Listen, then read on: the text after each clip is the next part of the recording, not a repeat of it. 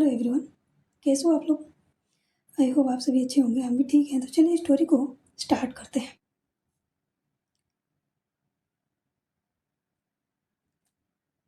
रात के करीबन 3 बजे, जहाँ दोनों कपल बड़े ही प्यार से एक दूसरे की मोहब्बत की बाहों में सोए हुए थे, वही रात के 3 बजे पूरा घर जैसे मानो चहल पहल में लग चुका था। दादी माँ की चिल्लाने की आवाज़ आती है, क्या कर रहे हो? जल्दी करो ना, मेरे बच्चे उठ जाएंगे। थोड़े आराम से, लेकिन जल्दी जल्दी करो। किसी भी तरह से बिना पूजा किए उन्हें घर से बाहर नहीं जाने देनी है। सर्वेंट थोड़े घबराते हुए, ची ची ची ची मालकिन, हम कर रहे हैं। घर में पूरी तरह से साफ सफाई हो चुकी थी। ना जाने दादी माँ ने सर्वेंट को कितने वजह से जगा रखा है, ये पूरी रात सोने दिया भी है या नहीं, उसकी भी गारंटी नहीं है। घर तो मानो ऐसे चमक रहा था जैसे घर में शादी की तैयारियां चल रही हो। घर को बहुत अच्छे से साफ सफाई के बाद फूल मालों से इतनी मस्त तरीके से सजाई जा रही थी जैसे मानो क्या ही है यहाँ पे। तभी अनया की मम्मी की आवाज़ आती है, माँ आराम से, आप इतने चिल्ला क्यों रहे हो? बच्चे उठ जाएंगे। दादी माँ कहती, मैं भी तो यही बोल रही हूँ, जल्दी जल्दी काम करो, बच्चे उठ जाएंगे, उन्हें जाने भी है। तभी दादाजी कहते, अरे भगवान, थोड़ी सब्र रखो, वो भी इंसान ही है, कर रहे हैं ना। बैठो बैठो यहाँ पे, ये लो चाय पियो। दादी माँ कहती, आपका दिमाग सही है, घर में माता रानी की पूजा स्टार्ट होने वाली है, नवरात्रि की पहले दिन है, और मैं चाय पी लूँ ऐसे ही बिना पूजा किए? ओहो, गलती हो गई, सॉरी सॉरी, मैं पी लेता हूँ। ये बोलकर दादाजी खुद पीने लगते हैं और दादी माँ को बस चिढ़ा रहे होते हैं, क्योंकि दादी माँ को ज़्यादा ही हाइपर हो रही थी काम को लेकर। सर्वेंट भी काम में लगे हुए थे। करीबन 1 घंटे बाद लगभग काम खत्म हो जाती है। यहाँ पे कम से कम 6 सर्वेंट थे। दादी माँ ने इन्हें बुलाया था। 6 सर्वेंट पूरे घर को साफ सफाई करके पूजा रूम से लिए पूरे घर को सजा रखा था। जो हॉल थी, हॉल को तो क्या ही कहना, मस्त तरीके से एकदम दरवाजा वगैरह सब, मेन डोर था उसको भी काफ़ी अच्छे से फूलों की गेट वगैरह बनाकर बहुत अच्छे से सजा रखा था। अभी सुबह के 4:30 बजने वाले हैं। दादी माँ कहती हैं, हाँ तो लगभग टाइम भी होने वाली है, तो कहाँ है अनया का पापा? जी माँ, मैं यहीं पर हूँ, जाओ जाकर जल्दी से पूजा की सारी सामान लेकर आओ। माँ, वो ऑलरेडी ले आके रखी हुई है। अच्छा, तो माता रानी की मूर्ति कब आने वाली है? माँ, 5 बजे। 5 बजे वो आ जाएगी, आप चिंता मत कीजिए, मैंने ऑलरेडी पेमेंट कर दिया है, उन लोगों से बोल दिया है, वो लोग लेकर निकल ही रहे होंगे थोड़ी देर में। अच्छा। तभी डोरबेल बजने की आवाज़ आती है। दादी माँ कहती है, लगता है गुरु माँ आ गई। आकृति की मम्मी कहती है, इतनी जल्दी? दादी माँ कहती है, हाँ मैंने बोला था, बच्चों को जानी है, घर में पूजा वगैरह जल्दी से हो जाए तो बच्चे निकलेंगे। जी। आकृति की मम्मी जाती हैं, दरवाज़ा खोलती हैं तो सच में गुरु माँ अपने 2 शिष्यों के साथ वहाँ खड़ी थी। आकृति की मम्मी झुक कर उनके पैर छूती हैं और कहती हैं, प्रणाम गुरु माँ। गुरु माँ उनको आशीर्वाद देते हुए कहती हैं, सदा सुहागन रहो। ये सुनते ही आकृति की मम्मी के चेहरे पर स्माइल आ जाती है। गुरु माँ घर के अंदर कदम रखती हैं। सभी जो है बारी बारी से आते हैं, गुरु माँ के पैर छूते हैं। गुरु माँ सबको आशीर्वाद देती हैं और फिर कहती हैं, क्या हुआ, बच्चे अभी तक उठे नहीं? दादी माँ कहती हैं, बस उठने ही वाले होंगे, जाइए जाकर उन्हें उठाइए, क्योंकि हमारे पास ज़्यादा टाइम नहीं है। जी जी गुरु माँ। गुरु दादी माँ अनया की मम्मी की तरफ देखती हैं, अनया की मम्मी की तरफ, आकृति की मम्मी की तरफ देखती हैं, और दोनों जो है एक एक कमरे की तरफ बढ़ जाते हैं, एक रिया के कमरे की तरफ और एक आकृति के कमरे की तरफ। एक्चुअल में प्रिया रिया के कमरे में है, घर वालों को पता चल चुकी थी, क्योंकि सुबह उठने के बाद प्रिया के कमरे में अनया की मम्मी गई हुई थी, जो कि प्रिया वहाँ पे नहीं थी। पूरा घर छान मारा था सिवाय 2 कमरों को छोड़कर। अब आकृति के कमरे में तो प्रिया जाएगी नहीं, तो जाहिर सी बात है वो रिया के कमरे में ही जाएगी। ये सोचते ही उनके चेहरे पे बहुत प्यारी स्माइल आ जाती है। चलो ठीक है, सभी अपने अपने लाइफ में आगे बढ़ रहे हैं, इनकी भी मोहब्बत मुकम्मल हो जाएगी, यही सोचकर वो खुश थी। तो अब अनाया के कमरे की तरफ तो आकृति की मम्मी नहीं जाती है। यार बेटी दामाद का कमरा है, कैसे चली जाएंगी? अच्छा नहीं लगता है ना। तो वहाँ पे अनाया की मम्मी ही जाती है और वहाँ पे आकृति की मम्मी रिया के कमरे की तरफ दोनों जाते हैं, एक दूसरे को देखते हैं। उसके बाद जो है दरवाज़ा खटखटाता है, एक बार, दो बार, तीन बार। फाइनली अंदर से आवाज़ आती है, हाँ एक मिनट। अनाया उठती है। जब उठती है तो वो अपनी हालत देखती है, उसके चेहरे पे शॉकिंग वाली रिएक्शन आ जाती है। ये फर्स्ट टाइम था, ये फर्स्ट टाइम था आकृति उसके साथ ऐसा कुछ किया था। हालांकि अनाया जानती थी कि उसकी वाइफ जितनी सीधी दिखती है उतनी सीधी है नहीं। जब उसकी बोल्डनेस जब बाहर आती है ना, तब तो वो जंगली बिल्ली बन जाती है। ये सोचते हुए उसके चेहरे पर स्माइल आ जाती है। अनाया की मम्मी की आवाज़ आती है, अरे बेटा उठ गए, उठो, जाना भी है और गुरु माँ भी आई हैं। ये सुनते ही अनाया कहते हैं, हाँ मम्मी आ रही हो, आप चलो। अच्छा हाँ, आकृति को भी उठा देना। Okay mummy. अनाया जल्दी से अपना टी शर्ट जो पड़ा हुआ था उसे तुरंत उठाती है, पहनती है, पैजामा पहनती है। उसके बाद जो है आकृति को हिलाती है, आकृति यार उठो ना, मम्मी बुला रही हैं। क्या हुआ? वो तुम्हारी गुरु माँ आई हैं, चलो। क्या? गुरु माँ इतनी सुबह? हाँ मम्मी बोली हैं जल्दी से नीचे आने के लिए। अच्छा ठीक है, ठीक है, चलिए मैं फ्रेश होकर आती हूँ। फ्रेश होकर? टाइम कितना हो रहा है? अब मुझे क्या मालूम, आप देख लो। अनया अपना मोबाइल उठाती है, देखती है और 5 बजने वाले हैं। वो तुरंत उठती है, उठकर आकृति के साइड जाती है और बिना वक्त गवाए उसको अपनी बाहों में उठा लेती है। अरे अरे आप क्या क्या कर रहे हो? अरे ये सब बोलना बंद करो और देखो हमारे पास टाइम बिल्कुल भी नहीं है, हमें जल्दी से निकलना है। वो तुरंत लेकर उसको वॉशरूम में घुस जाती है। वॉशरूम में जाने के बाद जो है शावर के नीचे खड़ी कर देती है, शावर ऑन कर देती है। अरे क्या क्या कर रहे हो आप? ये मैं खुद कर लूँगी, आप निकलो बाहर। आकृति आने कहती है, आकृति यार टाइम नहीं है, चलो ना जल्दी से कर लेते हैं। उसको तो बोलने का ज़रा भी मौका नहीं देती है, तुरंत फटाफट एकदम दोनों जो है शावर के नीचे आ जाते हैं और क्या था, स्टार्ट हो जाते हैं नहाना। और थोड़ी बहुत हो जब एक साथ एक जगह पे कपल हो भी वॉशरूम जैसी जगह पर, तो मोमेंट ना बने ऐसा तो हो ही नहीं सकता। अनया उसको कमर से पकड़ती है, अपनी बाहों में भरते हुए कहती है, काश काश कि थोड़ा और टाइम होता, लेट हो गया। फिर फिर भी कोई बात नहीं। वो तुरंत ज़्यादा वक्त नहीं गवाती, उसको किस करना स्टार्ट कर देती है। ज़्यादा नहीं, क्योंकि उसको पता था कि ज़्यादा टाइम नहीं है, बस 4-5 मिनट में सारी चीज़ फिनिश करती है, वॉशरूम से बाहर निकल जाती है। आकृति तो जैसे मानो शॉक में चली गई थी, मतलब इतना फास्ट रिएक्शन। उसको जो चाहिए था, वो जो करनी थी, वो तुरंत करके निकल गई और वो शॉक में खड़ी रह गई। अनाया बाहर से आवाज़ लगाती है, बेबी ज़्यादा सोचो मत, फटाफट आ जाओ वरना मम्मी फिर आ जाएंगी। ये बोलकर वो हंसते हुए कबर्ड की तरफ जाती है, अपने कपड़े निकालती है और रूम में ही अपनी बॉडी को साफ करने के बाद अच्छे से कपड़े वगैरह पहनकर बाल वगैरह ठीक करके वो कमरे से निकल जाती है। इधर आकृति भी टॉवेल लपेट कर बाहर आती है, देखती है कि अनाया नहीं है। कपड़े वगैरह लेकर फिर वॉशरूम जाती है, चेंज वगैरह करके वो भी बाहर अच्छे से रेडी होने के बाद बाहर निकल जाती है। वहीं रिया के कमरे में रिया भी उठ चुकी थी, आकृति की मम्मी ने उठा दिया था और प्रिया भी उठ चुकी थी। प्रिया अपने कमरे में चली जाती है और इधर रिया वो भी फ्रेश होने चली जाती है। कुछ देर बाद सभी जो है हॉल में बैठे हुए थे, जाते हैं, जाकर पहले गुरु माँ की पैर छूते हैं, प्रणाम करते हैं, फिर घर के सभी बड़ों को भी पैर छूकर प्रणाम करते हैं। उसके बाद जो है बाहर से ढोल नगाड़े की आवाज़ें आने लगती है। हालांकि नवरात्रि स्टार्ट हो चुकी थी, पूरा मोहल्ला जग चुका था और ढोल नगाड़े की आवाज़ सुनते हुए भी उस मोहल्ले के जितने भी बच्चे थे सब बाहर निकल कर डांस करना स्टार्ट। अब माता रानी आई हैं तो थोड़ी बहुत मस्ती तो बनती है ना, खास करके बच्चा पार्टी को। डांस वगैरह सब होने लगती है और ये सुनकर अनाया खुश हो जाती है और बाहर निकलने लगती है। तो गुरु माँ कहती हैं, तुम यहीं बैठो, नहीं जा सकते। पर मुझे जानी है, मुझे भी देखनी है। नहीं, बैठो यहीं पे। अनाया के पापा की तरफ गुरु माँ देखती हैं तो अनाया के पापा हाँ में सिर हिलाते हैं और दादाजी दोनों घर से बाहर जाते हैं। देखते हैं कि एक रिक्शे पर माता रानी को लेकर आई गई थी। वो जाते हैं, जाकर पहले माता रानी के पैर छूकर प्रणाम करते हैं, उसके बाद जो है दोनों तरफ से पकड़कर घर के अंदर लेकर आए जाते हैं।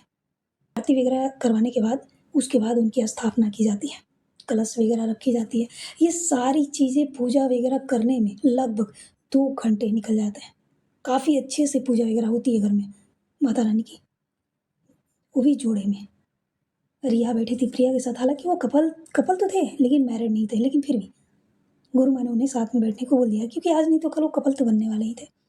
और फिर अनया और आकृति और बाकी के फैमिली मेंबर, बस अकेली कौन थी तो बस आकृति की मम्मी। लेकिन फिर भी मन में एक चीज़ थी कि हाँ, अब उनके पति जो है लौट आएँगे शायद। शंका तो थी, लेकिन फिर भी माता रानी को देखते हुए मन में विश्वास लेकर दुआ माँगती हैं कि कुछ भी क्यों ना हो जाए, मेरी सुहाग और मेरे बच्चों की रक्षा कीजिएगा और हमें अपनी ज़िंदगी में और कुछ नहीं चाहिए। काफ़ी अच्छे से पूजा वगैरह की जाती है, माता रानी की आरती होती है। आरती होने के बाद बच्चों को, जितने भी बच्चे थे सबको प्रसाद वगैरह दी जाती है और गुरु माँ सभी के हाथों में रक्षा कवच बाँधती हैं, तिलक लगाती हैं। जैसे कह रही हूँ, युद्ध पे जाने से पहले राज तिलक की जा रही हो, जस्ट वैसे ही। सब हो जाती है, तब जाकर गुरु माँ अपने थैले से कुछ निकालती हैं, अपनी आँखों के सामने लेकर आती हैं, अपने माथे से लगाती हैं, कुछ मंत्र बोलती हैं, उसके बाद जो है उस चीज़ को आकृति के हाथ में रख देती हैं और कहती हैं, बेटा इसे अब तुम अपनी आँचल में बाँध लो। ये तब तक तुम्हारे आँचल से नहीं गिरनी चाहिए जब तक तुम्हारा सुहाग की जान खतरे में ना हो। जब तक तुम श्योर ना हो जाओ कि अब उनको बचाना लगभग नामुमकिन है, तब जाकर इसे अपनी आँचल से निकालना और अपने गले में पहन लेना। ये सुनते ही आकृति हाँ में सिर हिलाती है और उसे अपनी साड़ी के आँचल में उसको काफ़ी अच्छे से बाँध लेती है और बाँधने के बाद उसे अपनी कमर में डाल लेती है। गुरु माँ ने बोला था, ये गलती से ना खुलनी चाहिए, ना गुम होनी चाहिए, तो सेफ्टी के लिए उसको कमर में डालना ही सेफ जगह थी। सही थी ना? फिर क्या था, उसके बाद गुरु माँ एक चुन्नी थी जो साड़ी से मैचिंग थी, तो अब कमर में उसने डाल रखा था तो चाहिए ना कुछ अपने ऊपर डालने के लिए, तो उनको देती है और कहती है इसे अपने पास रखो, वक्त आने पर काम आएगी। आकृति हाँ में सिर हिलाती है। गुरु माँ प्रिया की तरफ देखती है और कहती है, आप भी जा रहे हो? प्रिया अपनी नज़रें झुका लेती है और कहती है, जाने का मन है गुरु माँ। तो क्यों नहीं जा रहे? गुरु माँ, क्या मैं जा सकती हूँ? गुरु माँ हाँ में सिर हिलाती है और कहती है, बिल्कुल जा सकते हो, लेकिन उससे पहले तुम्हें सौभाग्यवती होना होगा। ये सुनते ही सबकी आंखें बड़ी हो जाती हैं। क्या मतलब गुरु माँ? मतलब ये कि तुम अपनी सुहाग के साथ जा सकती हो, लेकिन मेरी तो शादी हाँ नहीं हुई है, लेकिन हो जाएगी अगर करना चाहो तो। ये सुनते ही दादी माँ गुरु माँ की तरफ देखती हैं और कहती हैं, तो गुरु माँ आप ये कह रहे हो कि इनको हम साथ में भेज दें? जी बिल्कुल।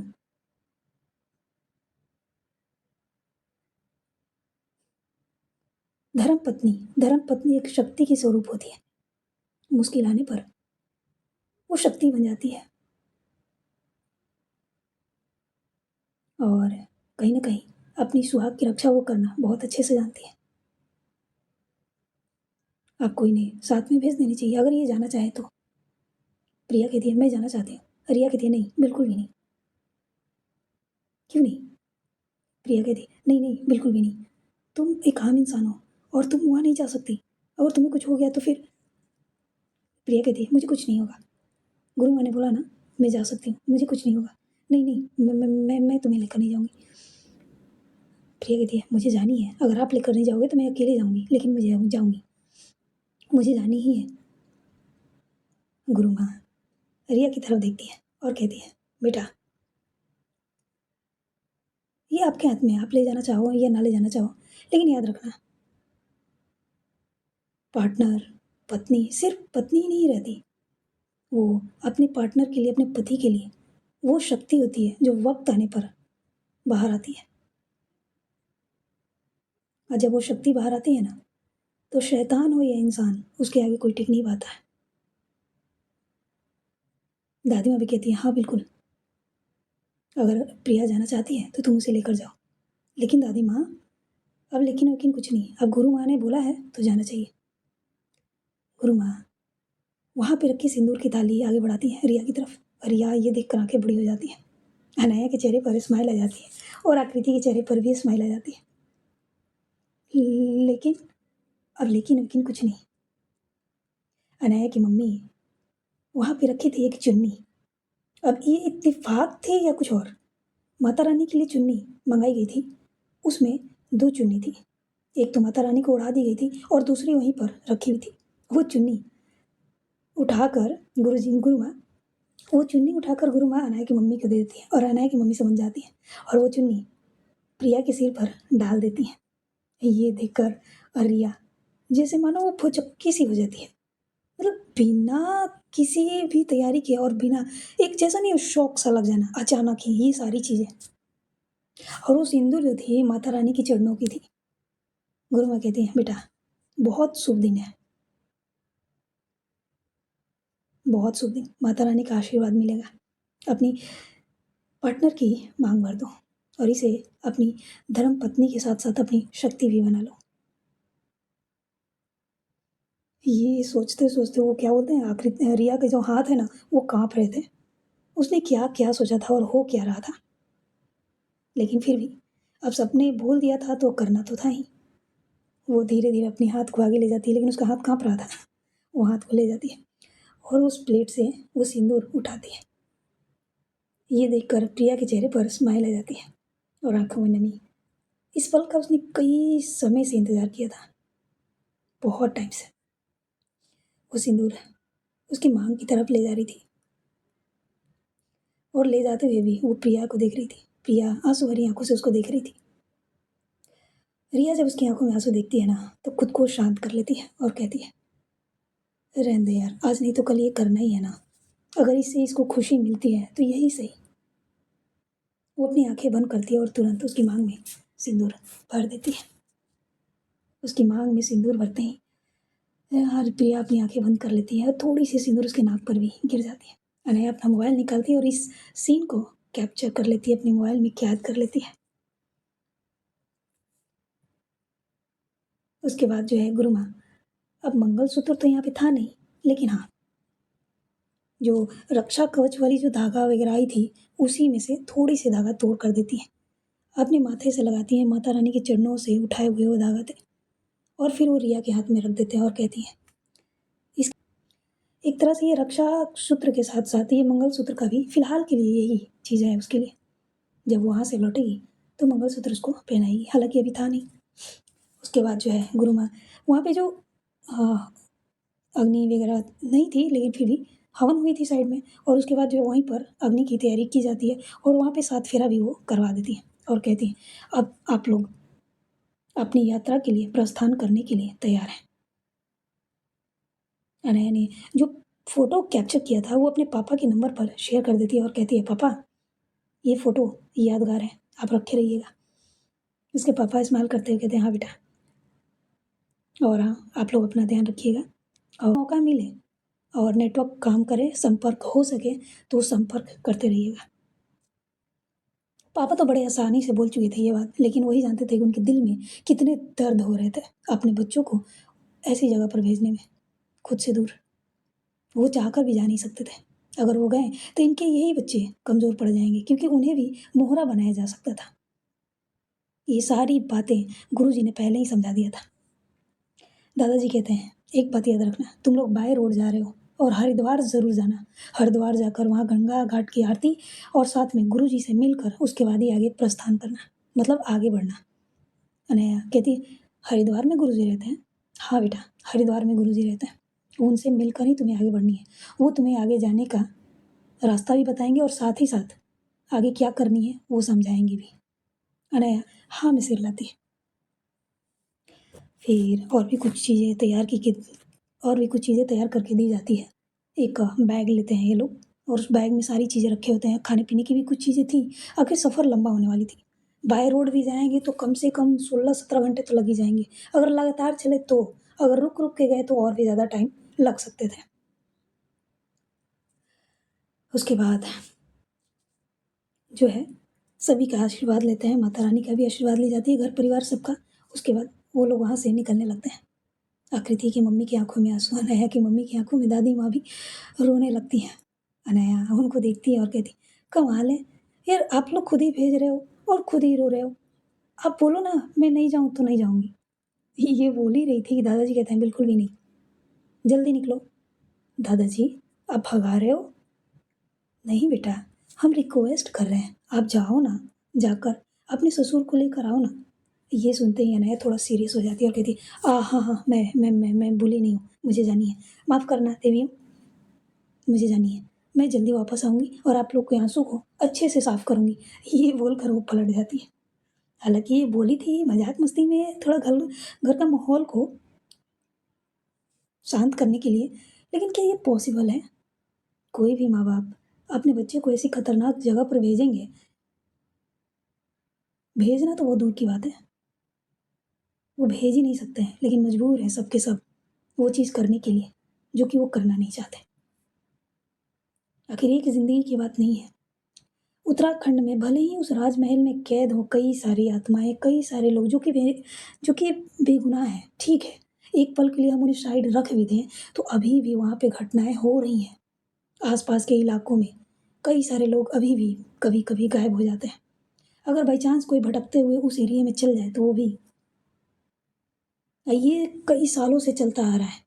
अगर इसको ख़त्म नहीं किया गया तो ये धीरे धीरे उत्तराखंड की जंगलों से, उत्तराखंड के इलाकों से वो बाहर भी निकल सकते हैं। ये कह सकते हैं कि अपना साम्राज्य वो लोग बढ़ा भी सकते हैं, और इसे रोकना बहुत ज़्यादा ज़रूरी थी। गुरुजी ने बहुत अच्छे से इनके पूरे परिवार को ये चीज़ें समझा चुके थे। ये कह सकते हैं कि ब्रेन वॉश कर चुके थे कि नहीं, इन्हें जाना ही होगा। फिर क्या था, चारों के चारों अपने जीवन साथी का हाथ थामे घर से बाहर निकल जाते हैं। घर से बाहर निकलने के बाद वहाँ पे एक कार आकर रुकती है। पापा कहते हैं, बेटा फ़िलहाल के लिए तो मैंने कार की टंकी सारी फुल करवा दी है और 2 एक्स्ट्रा टायर भी गाड़ी में रखवा दिए हैं। अगर कोई प्रॉब्लम हो तो उसे ठीक कर लेना, तुम लोग को तो आती ही है। और ये हाँ में सिर लाती है, और सारे जो भी चीज़ें चाहिए होती है गाड़ी को ठीक करने के लिए, इक्विपमेंट वगैरह जो भी चाहिए थी, वो सारी चीज़ें ऑलरेडी गाड़ी में रखी हुई थी इमरजेंसी में काम आने के लिए। मतलब लंबे सफ़र पे जा रहे हैं, इमरजेंसी में यूज़ करने के लिए जितनी भी चीज़ें चाहिए ऑलरेडी गाड़ी में रखी हुई थी, मेडिकल से लेकर हर एक चीज़। वो लोग गाड़ी में बैठते हैं और जाते हुए अपने परिवार को पीछे पलट कर देखते हैं, नज़रें भर कर। शायद ये दोबारा मौका मिले या ना मिले, और मिले भी तो कितना समय बाद मिले, कोई गारंटी नहीं है। वो गाड़ी धीरे धीरे करके आंखों से ओझल हो जाती है। पूरा परिवार सदमे में जैसे मानो चला गया हो, घर पूरा वीरान सा पड़ गया हो, एकदम शांत। तभी मंदिर की घंटियों से आवाज़ आने लगती है। सभी लोग मंदिर की तरफ देखते हैं जहाँ पे घंटी ऑटोमेटिक बज रही थी, जैसे मानो माता रानी का आशीर्वाद मिल गया हो। सभी मंदिर की तरफ बढ़ जाते हैं जहाँ पे गुरु माँ पहले से ही बैठी हुई थी और माता रानी को देखकर मुस्कुराई जा रही थी। सभी जाते हैं, माता रानी को झुककर प्रणाम करते हैं और गुरु माँ से कहते हैं, गुरु माँ ये। तो गुरु माँ उनकी तरफ देखती हुई कहती है, माता रानी का आशीर्वाद और आज्ञा दोनों मिल गया है। अब आज से ठीक 9 दिन तक तुम सबको पूरी श्रद्धा भाव से इनकी पूजा करनी है, अपने बच्चों के लिए दुआ मांगनी है। जी जी जी गुरु माँ।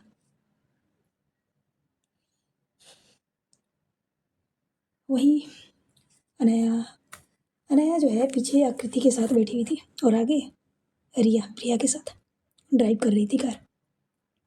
ये लोग बनारस की गलियों से आगे की तरफ बढ़ रहे थे। रिया कहती है, अनया क्या हुआ दी? यार हम तो जा तो रहे हैं, तुम्हें पता है आगे क्या होगा? क्या होगा? स्टोरी भूल गई? ये सुनते ही अनया सीधी बैठ जाती है और कहती है, दी डराओ मत यार, डराने की क्या बात है, जो मैंने सुना, जो तुमने सुना वही बता रही हूँ। देखो दी, मुझे डराओ मत, मुझे डर डर लगती है यार। डर? हाँ, तुम्हें डर भी लगती है? क्या दी? देखो आप ऐसा ना बोलो। अच्छा ठीक है, ये बताओ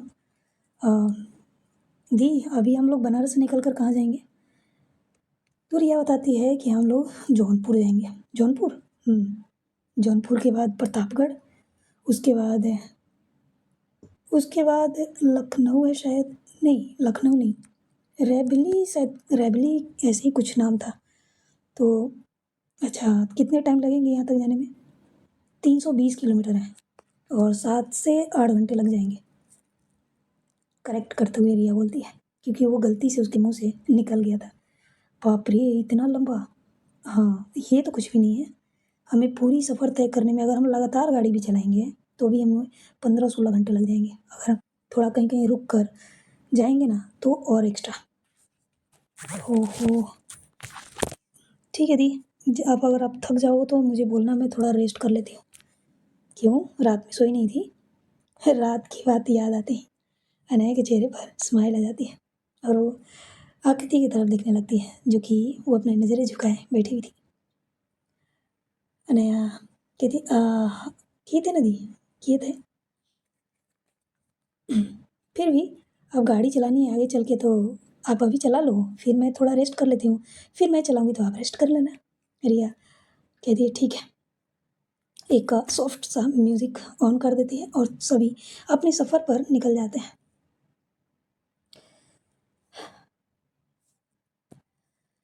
रिया तो अपना फोकस गाड़ी चलाने में उसका था और प्रिया एक हाथ उसके पकड़ते हुए उसके कंधे पर सिर रखी हुई थी। दोनों एक दूसरे को महसूस करते हुए आगे बस बढ़े जा रहे थे। यहाँ पे अनया अनया एक हाथ आकृति के पीछे से ले जाकर उसके कमर को होल्ड कर लेती है और अपने और करीब करते हुए उसके शोल्डर पर सिर रख लेती है और कहती है, क्या हुआ, तुम इतनी नर्वस क्यों हो? नर्वस नहीं तो? अरे, तुम नर्वस हो? नहीं, बिल्कुल भी नहीं। अच्छा, सच्ची में? हाँ। वैसे तुम्हें कल रात को हुआ क्या था? तुम इतनी जंगली बिल्ली कैसे बन गई थी? देखो अभी भी वो थोड़ा सा कॉलर को साइड करते हुए आकृति को दिखा रही थी। आकृति जब देखती है तो वहाँ पे थोड़ी सी जो बाइट रहते ना, वो बाइट हल्का सा काला टाइप का हो गया था, काफ़ी ज़ोर से वाइट किया था उसको। आकृति एक नज़र उसको देखती है, फिर अपनी नज़रें फेर लेती है और कहती है, ये क्या है? ये तुम्हारा ही दिया हुआ है? अरे तो दिखा क्यों रहे हो? अगर दी ने देख लिया तो? अरे छोड़ो ना, वो अपने में बिजी है।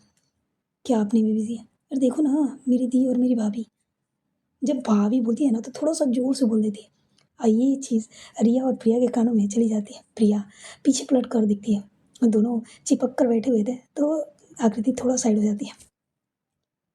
क्या बोला तुमने? मैंने कुछ नहीं। नहीं, तुमने कुछ बोला। हाँ, मैंने बोला कि मेरी दी और मेरी भाभी एक दूसरे में बिजी है, यही तो मैं बोला।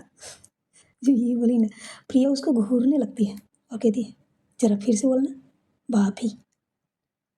अरे हाँ, जी भाभी। यार, ये क्या है? मैं तुम्हारी दोस्त हूँ। हाँ तो ठीक है ना, दोस्ती बाद में, भाभी पहले। वैसे भी मेरी इकलौती बहन है, मैं भाभी ही बोलूँगी।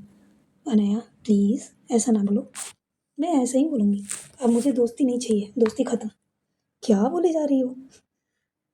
अच्छा ठीक है, कभी कभी बोल दूँगी, लेकिन मुझे अब भाभी बोलनी है। क्यों दी, सही बोला ना? रिया हंसते हुए कहती है, हाँ जैसी तुम्हारी मर्जी। प्रिया रिया को देखती है और कहती है, आप भी? अब इसमें मैं क्या कर सकती हूँ? अब ये तुम दोनों के बीच की बात है, इसमें मैं कुछ नहीं कर सकती। इन लोग इसी तरह की मजाक मस्ती करते करते लगभग 4 घंटे बीत चुके थे और रिया लगातार 4 घंटों से ड्राइव कर रही थी। अब अनाया को अच्छा नहीं लगता है तो कहती, दी आप कार रुको और आप पीछे आकर बैठो, मैं गाड़ी ड्राइव करती हूँ। तो रिया कहती है, नहीं रहने दो, मैं लखनऊ पहुँच जाते हैं ना, उसके बाद तुम ड्राइव कर लेना। लेकिन दी, लेकिन कुछ नहीं, लखनऊ पहले पहुँच जाते हैं, वहाँ पे कुछ खा पी लेंगे उसके बाद। अनया बार बार कहती है लेकिन रिया मना कर देती है। इसी तरह 2 घंटे और बीत जाते हैं और करीबन 6 साढ़े 6 घंटे में ये लोग लखनऊ पहुँच जाते हैं। लखनऊ के एक रेस्टोरेंट पर गाड़ी रुकती है, वहाँ पे वो लोग जाते हैं, जाकर थोड़ी बहुत चीज़ें खाते हैं और खाने के बाद थोड़ी सी वहाँ पे वेट करते हैं, थोड़ी देर बैठते हैं। उसके बाद जो है वो लोग फिर से गाड़ी में बैठ जाते हैं। इस बार प्रिया और रिया पीछे बैठते हैं और आकृति और अनया आगे। अनया गाड़ी ड्राइव कर रही थी और फिर मस्त अपना सॉन्ग लगाती है।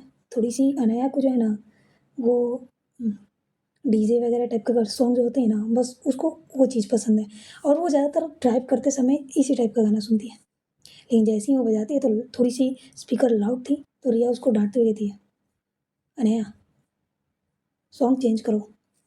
लेकिन दी मस्त तो लग रही है। नहीं, मुझे आराम करनी है, इस तरह के सॉन्ग सुनूंगी तो मैं नहीं सो पाऊंगी। तो अनया कहती ओ ओके ओके ओके। वो सॉन्ग जो है बंद कर देती है और एक स्लो मोशन सॉफ्ट सॉन्ग लगा देती है। वो सॉन्ग था ये, दिल दियां गल्लां करांगा तेरे नाल बैठे अखियां नू मिला के। यही गाना जो है बज रहा था और ये गाना सिर्फ गाना नहीं था, उस पल को और भी ज़्यादा खुशनुमा और रोमांटिक बना रहा था। दो कपल अपने अपने पार्टनर के साथ बैठे हुए थे, एक दूसरे को देखते हुए बस उसको फील कर रहे थे, उस सॉन्ग को फील कर रहे थे। अब आकृति अनया के कंधे पर झुकी हुई थी और इधर रिया प्रिया के कंधे पर उसको कसकर अपनी बाहों में जकड़ रखी थी और उसके कंधे पर सिर रखे हुए अपनी आंखें बंद कर चुकी थी। और प्रिया भी एक हाथ पीछे से उसके सिर को सहला रही थी। एक अलग ही खुशनुमा माहौल बना हुआ था। कहने को तो ये लोग डेंजरस सफर पर निकले हुए थे, लेकिन सफर तो इनकी ऐसी कट रही है जैसे मानो हनीमून पे जा रहे हो। यार, इसी तरह से इनका सफर जो है निकल रहा होता है। अब रिया तो बैक सीट पे सो चुकी थी, प्रिया भी सो चुकी थी और इधर आकृति और अनया जगे हुए थे। अनया तो ड्राइव कर रही थी और आकृति उसका साथ दे रही थी। ये लोग लखनऊ से करीबन बरेली पहुंचते हैं। लगभग 6 साढ़े 6 घंटे लग जाते हैं इनको बरेली जाने में। वहाँ पे वो लोग गाड़ी में तेल डलवाते हैं, उसके बाद चाय कॉफ़ी वगैरह जो भी चीज़ें चाहिए होती है वो पीते हैं। पीने के बाद वो दोनों बहुत थक चुके थे। यार 6 घंटा 7 घंटा लगातार ड्राइव करना क्या इतना आसान है? अनाया की तो बाजू में दर्द होने लगी थी, लेकिन अब क्या ही कर सकते थे। अनाया एक बार कहती भी है, दी हम कहीं रुक नहीं सकते, आज की रात रुक जाते हैं ना, कल से फिर स्टार्ट करेंगे। तो रिया कहती है यहाँ नहीं, हरिद्वार जाकर रुकेंगे। हरिद्वार पहुँच जाएंगे ना तो वहाँ पे एक दिन रुका जाएगा, उसके बाद जो है हम वहाँ से आगे बढ़ेंगे। दी हरिद्वार का तो रास्ता यहाँ से 240 किलोमीटर है। कोई बात नहीं, बरेली से 240 किलोमीटर है, ठीक है, मैं हूँ ना, धीरे धीरे करके हम लोग चले जाएंगे। अनया का तो मन तो नहीं था, लेकिन अब क्या ही कर सकते थे। वो फिर से गाड़ी में बैठते हैं और फिर एक लंबा सफ़र निकल जाती है। बरेली से रामपुर, रामपुर से मुर्दाबाद और नाजियाबाद और फिर उसके बाद हरिद्वार जाने वाले थे। और ये सफ़र एक बार फिर से स्टार्ट होती है तो लगातार लगभग 6 घंटे चलती है। और 6 घंटे, पूरे 6 घंटे चलाने के बाद फाइनली वो लोग हरिद्वार में एंटर करते हैं। इतनी लंबी सफ़र और थकान का तो कहना ही क्या। गाड़ी चलाना, पूरी रात पूरे दिन जगना इतना आसान नहीं होता है। बीच में तो प्रिया ने भी कई बार उनका साथ दिया था गाड़ी ड्राइव करने में। आकृति को गाड़ी चलाना नहीं आता था, वो अपनी बैठी हुई थी, बस सबको देखे जा रही थी। फाइनली वो लोग हरिद्वार पहुंच चुके थे और हरिद्वार में जानी थी उन्हें आश्रम, आश्रम जानी थी। तो वो लोग गाड़ी को एक सही जगह देखकर लगा देते हैं, पार्क कर देते हैं। अब पार्क करने के बाद वहाँ से अपने कपड़े वगैरह जो भी चीज़ें थी, आखिर गंगा स्नान तो करनी थी, तो लेते हैं और लेकर वहाँ से निकल जाते हैं। अनया कहती थी पहले कुछ खा लें, क्या भूख लगी है। तो रिया कहती है नहीं, अभी मॉर्निंग का टाइम है, चलो पहले नहा धो लो, उसके बाद गुरुजी से मिलते हैं फिर खाएंगे। अनया पूरी फंस चुकी थी। यार छोटे होने का यही तो एक घाटा है, बड़ों की सारी बातें माननी पड़ती है। खैर मैं बड़ी हूँ, मैं भी रोब झाड़ती हूँ अपने भाई बहन पर। और ना चाहते हुए भी अनया मान जाती है, क्या ही कर सकते हैं। वो लोग जाते हैं, पहले आश्रम जाते हैं, गुरुजी से मिलते हैं, गुरुजी को प्रणाम करते हैं और उसके बाद जो है गुरुजी उनसे कहते हैं कि अब जाओ पहले स्नान कर लो। तो वो लोग जाते हैं, जाकर गंगा स्नान करते हैं, गंगा माई से प्रार्थना करते हैं। उसके बाद वहाँ से निकलते हैं, कपड़े वगैरह चेंज करके मंदिर जाते हैं। मंदिर जाकर अपना जो भी पूजा वगैरह जैसे की जाती है वो अपना करते हैं। करने के बाद फिर वो आश्रम आते हैं। गुरुजी पहले ही इनके खाने-पीने का इंतज़ाम करवा दिया था। वहाँ जाते हैं और गुरुजी अपने शिष्यों से बोलते हैं कि आप इन्हें खाना परोसिए। वो चारों जो है एक जगह बैठ जाते हैं। बैठने के बाद सबको एक केला का जो पत्ता होता है ना, उसको रखा जाता है और उसी के ऊपर उनको सादा भोजन दी जाती है। दाल, चावल और 2 सब्ज़ी, मतलब यही स नॉर्मल सा जो भी सादा भोजन होती है, वही दी जाती है। अनाया देखती है तो उसका मुँह बन जाता है, लेकिन फिर रिया कहती है, "खाओ तो, बहुत टेस्टी होते हैं।" "हाँ, वो तो मैंने आश्रम में ऑलरेडी खा रखा है।" "अरे देखो ना, उससे भी अच्छी लगेगी। देखो ये हरिद्वार है, यहाँ के हर कण-कण में शिव का वास है। तुम खा के तो देखो, उन्हीं का प्रसाद है।" ये सुनते ही अनाया पहले उस खाने को प्रणाम करती है, उसके बाद जो है मुँह में वो डालती है। बहुत टेस्टी थे, उसका जी खुश हो जाता है। सभी जो है खाना ख़त्म करते हैं। खाना खाने के बाद अपने-अपने प्लेट्स जो थे उठाते हैं, उठाकर उन्हें जहाँ पे रखी जाती थी वहाँ पर ले जाकर रखते हैं। हाथ-मुँह धोने के बाद फिर गुरुजी के पास जाकर बैठ जाते हैं। अब गुरुजी उनको आगे का जाने का रास्ता और उनके लिए क्या सही और क्या गलत है समझाने वाले हैं। क्या समझाने वाले हैं वो हम जानेंगे अगले पार्ट में। तो आप बने रहिए हमारी स्टोरी संगम दो दिलों के साथ। मिलते हैं अगले पार्ट में।